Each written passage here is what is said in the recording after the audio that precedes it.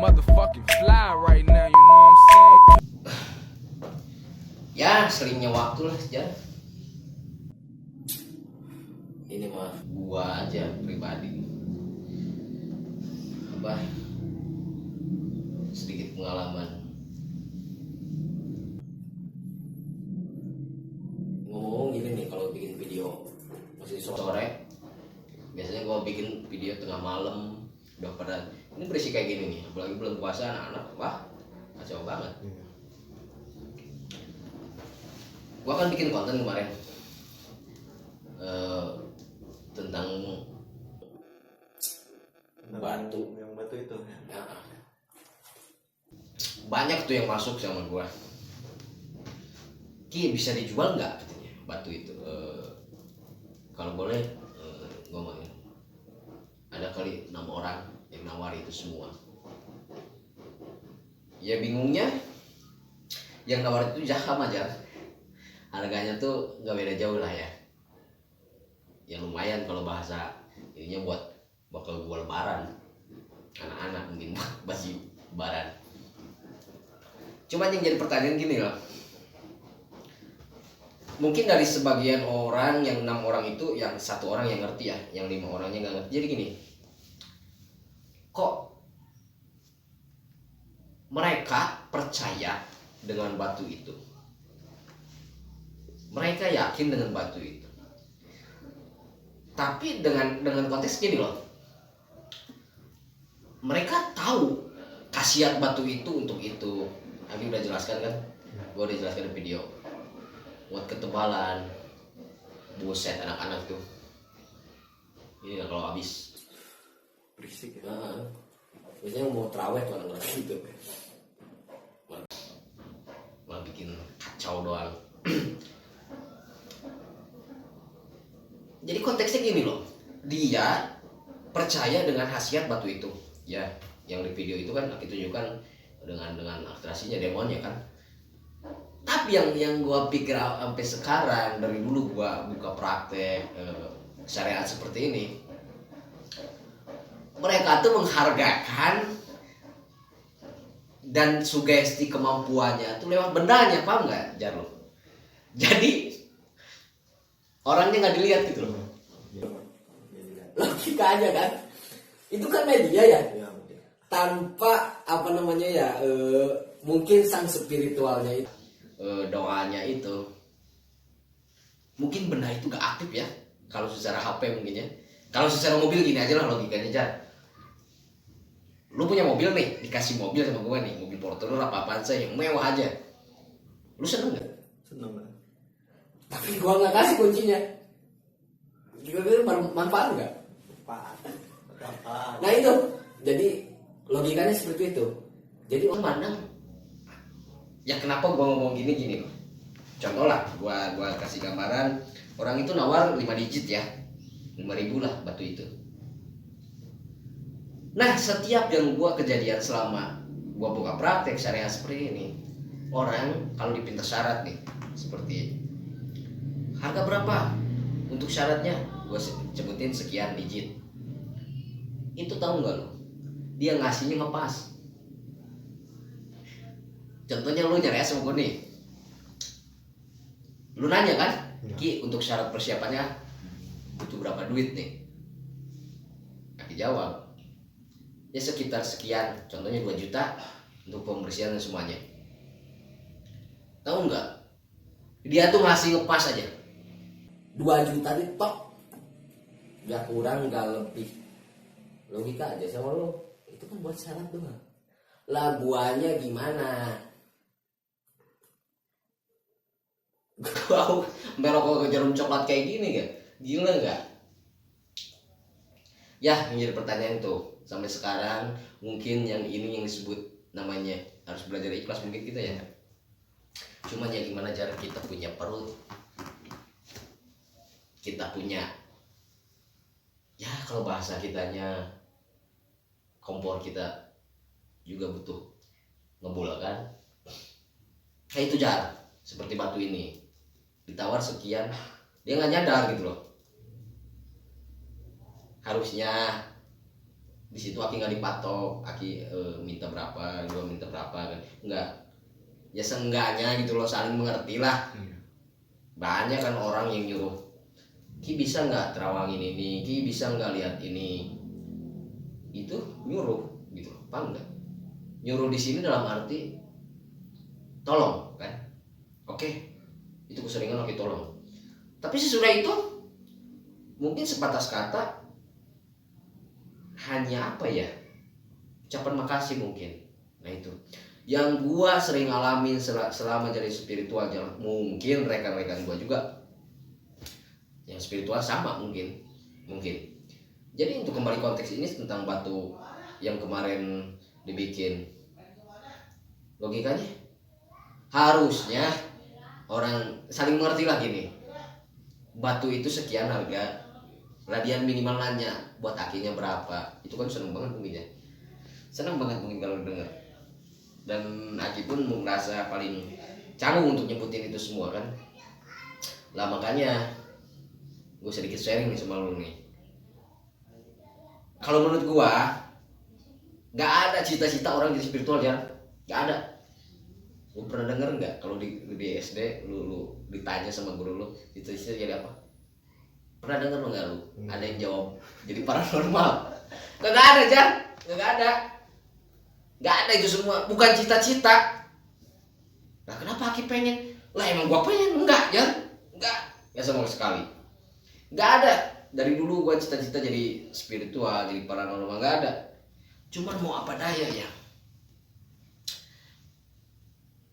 Jalan hidup tuh beda-beda mungkin ya. Lakon hidup ya Tuhan yang kasih, lu jadi apa, gua jadi apa kan. Logikanya gini, gua rambut panjang nih, lalu jadi tukang cukur, nggak ada tukang cukur ya gimana orang-orang kan gitu. Jadi mungkin keseimbangan, keselarasan ya, enak nggak enak gua jadi spiritual, jadi paranormal. Jadi di sini ekstra benar yang gua yang dari dulu dari guru gua aja yang diajarin cuma 4 ilmu gua tuh, sabar, jujur, tulus, ikhlas. Nah ini kuncinya sabar, jujur, tulus, ikhlas, 4 ini kelima tunggal wujud gua, itu yang disebut 4 pancar kelima tunggal katanya, kata guru gua ya.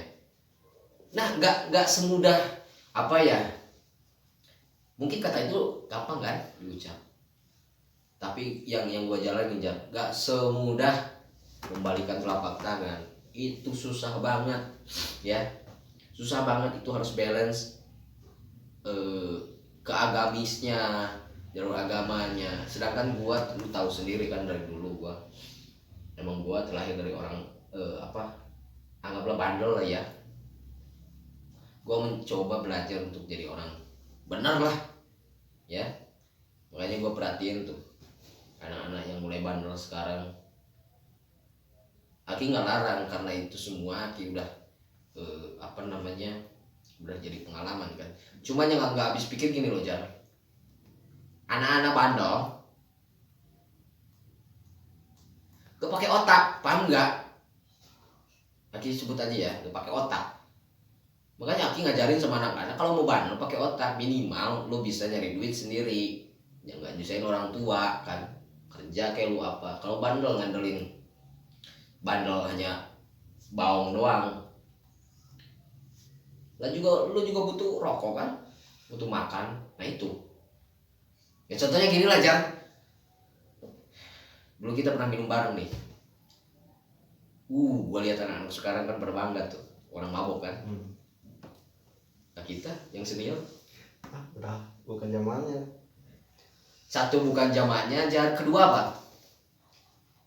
Kita malah ketawa ya.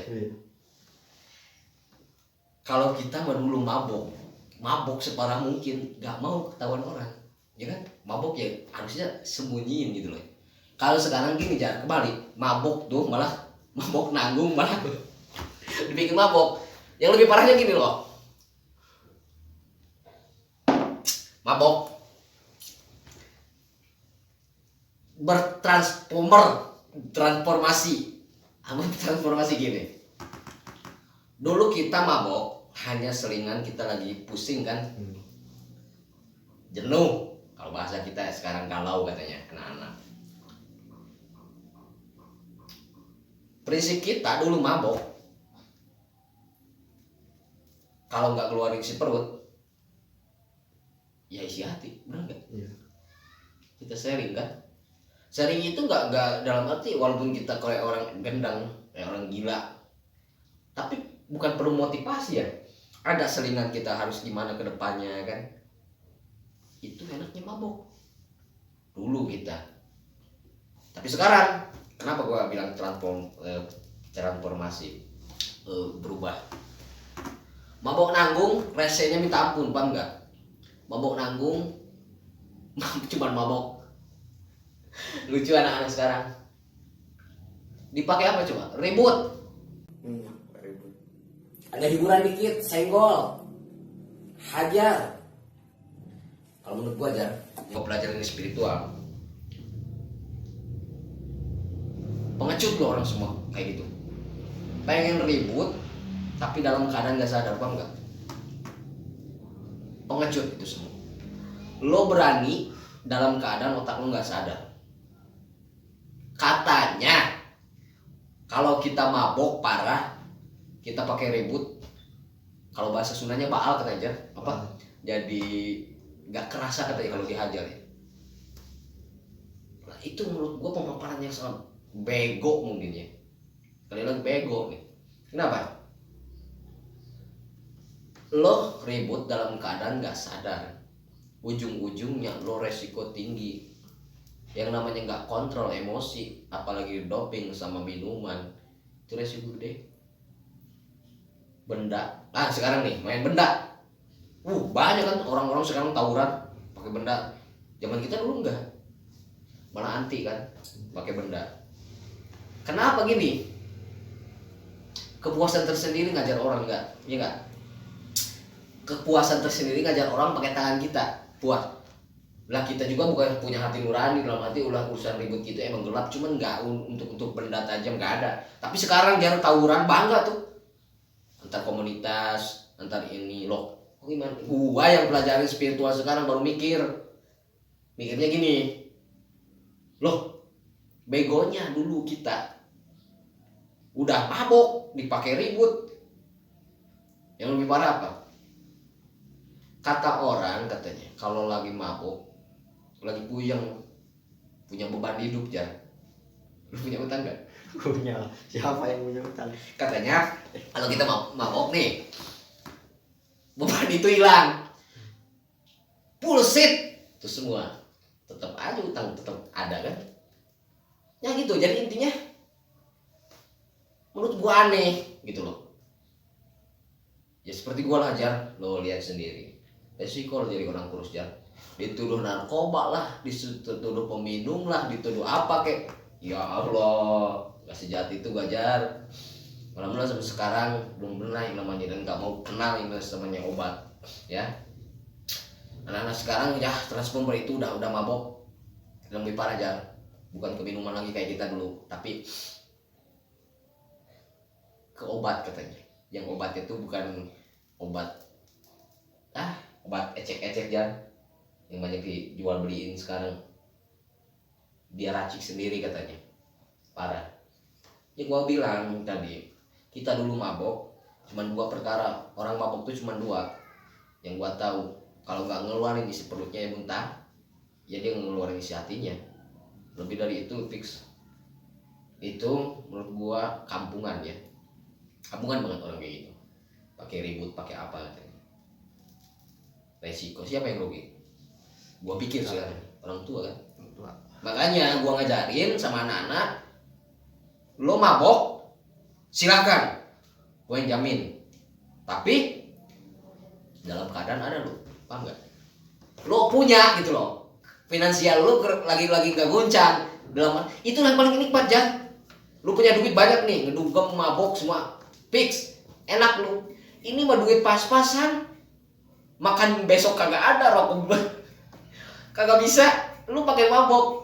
Yang email sugesti pikirannya tuh katanya kalau kita mabok press semuanya, press itu dalam arti pikiran apa bukan itu bullshit. Lu nggak percaya, lu mabok sekarang, lu punya utang banyak, besok muncul lagi tuh pikiran itu, nggak bakalan nyesain semuanya. Gua rasain, udahlah nggak berguna aja. Gua ngajarin sama anak-anak itu ya. Jadi lo mau ambil apa namanya pengalaman gua, silahkan, nggak ngambil ya. Makanya gua berdiri paranormal Pangki itu ya, jiwa gua di jalan gitu loh. Lo tahu sendiri kan, gua paling seneng keluyuran dalam arti jalan gua di kampung. Jadi sinilah sana kemari gua rantau. Di situ pengalaman rantau itu Jar, kita banyak saudara, banyak rekan. Pengalaman itulah yang menjadikan kita pelajaran berharga. Cari duit bawa datang kampung seminggu, contohnya ngambil apa, nyari setahun kan, datang ke kampung sehari kaya kita, seminggu udah habis. Nah itulah tuh ya, mungkin sifat-sifat kampung mungkin ya. Tapi yang bukan masalah duitnya. Kalau masalah duit gua jamakan gini aja ya. Prinsip gua ya, yakinnya gua sama yang kuasa. Selagi kita bernapas, selagi kita mampu kan, berjuang, bekerja, rezeki bakal ada. Cuman yang gua dapat poin dari ini semua, pengalaman aja, gak bisa diukur sama gua. Pengalaman yang gua dapat semuanya berharga banget gitu loh buat gua.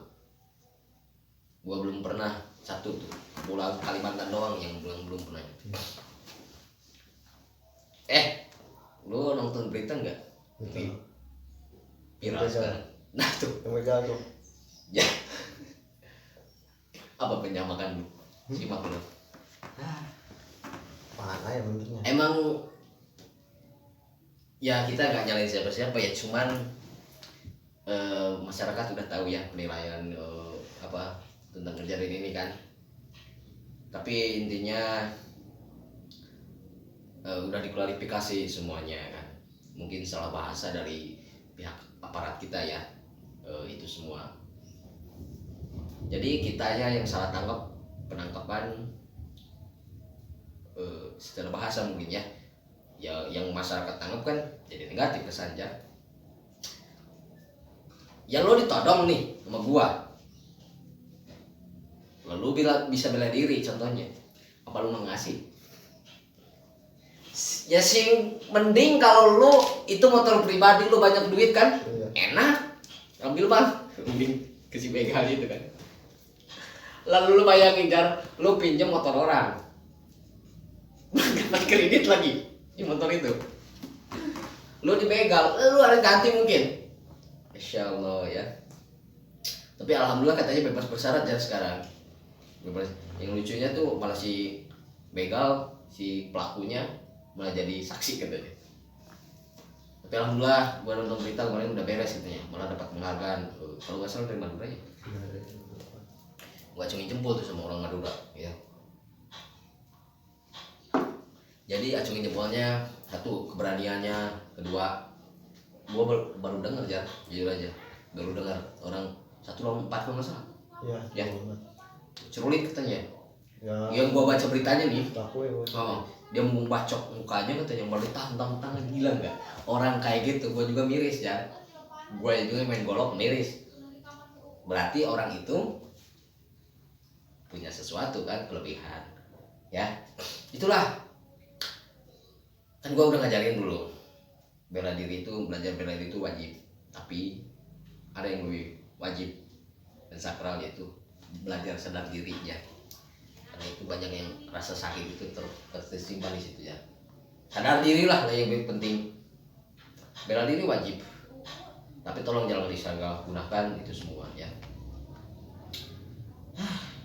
Udah luka-liku Jar, udah corona, udah apa semuanya udah beres ya. Alhamdulillah ya, mulai stabil. Kedepannya mungkin lebih baik ya. Untuk semuanya kita kelirin lebih nyaman lah, lebih berguna lagi. Ini pengalaman gua dibagikan ke anak-anak sini pada Padepokan ya. Gua ngajarin gini tuh hal-hal negatif seperti mabok, ngelakuin apa, udah gua sebarin aja tiga prinsip lah.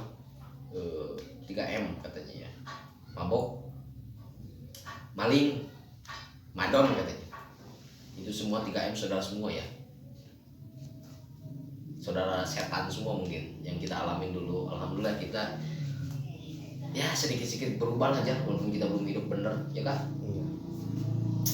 Sekarang mikirnya gini, buat beli minuman aja boro-boro buat beli minuman kan, apalagi harga minuman sekarang aja buset, seharga minuman seharga baju baju lebaran.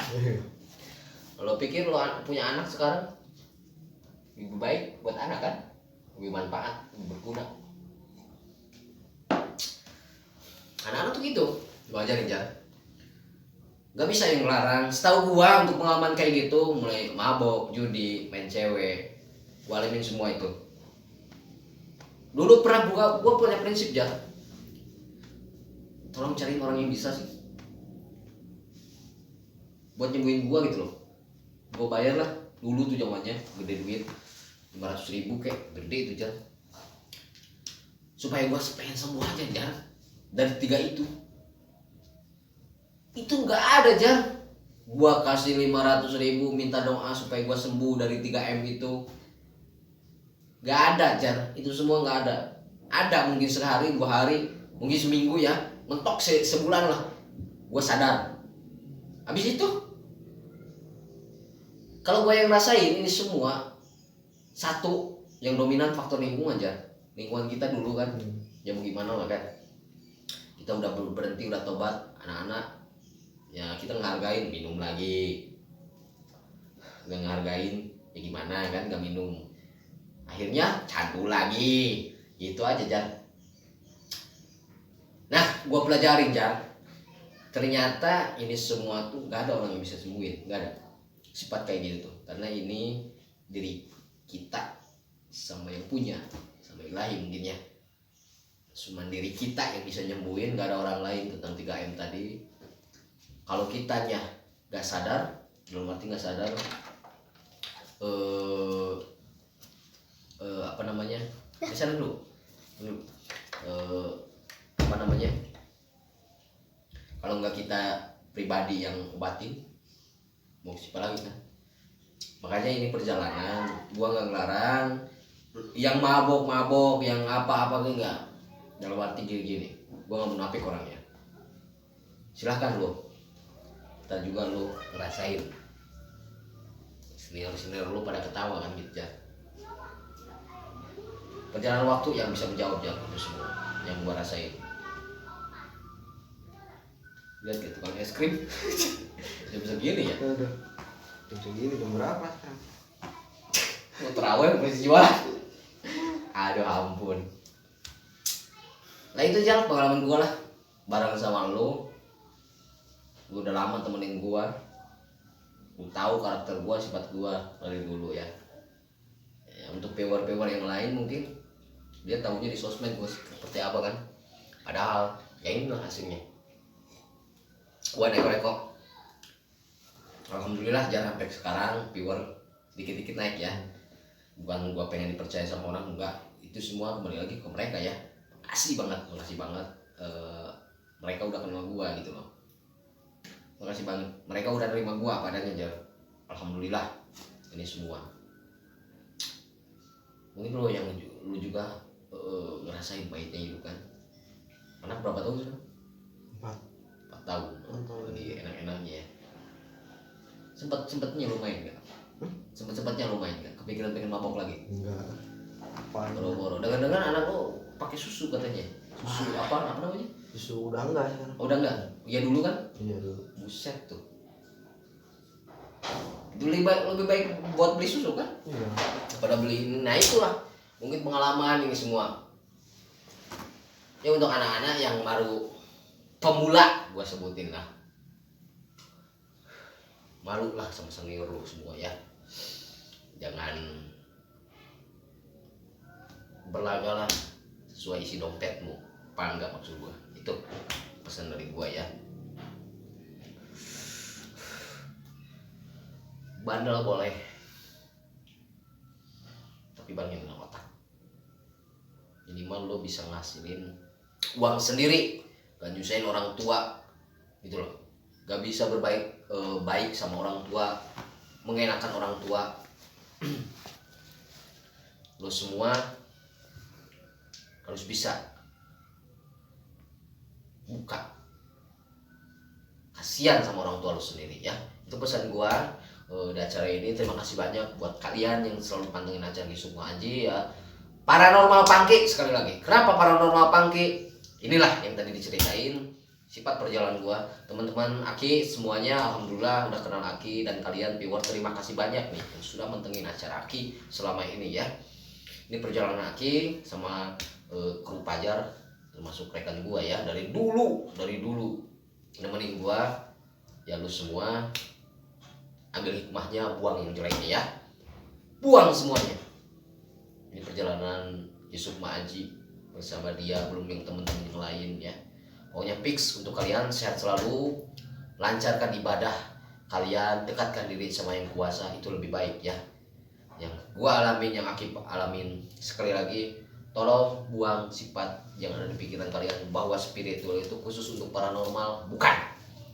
Bukan Aki sebutkan ya. Spiritual kewajiban untuk kita untuk mengimbangi keselarasan hidup ya. Karena kita ada 2 faktor, dunia dan akhirat, kita butuhkan itu semua ya. Itu kembali lagi dari Kisub Ngaji untuk kalian ya. Sekali lagi, spiritual bukan untuk paranormal, tapi spiritual penting dan wajib untuk kita, kesalahan kita kepada Sang Khalik yang Maha Kuasa, Allah Subhanahu wa taala. Terima kasih banyak untuk kalian ya. Sehat selalu, banyak rezeki, itu dari Kisub Ngaji. Ciao ya. Thank you, primas.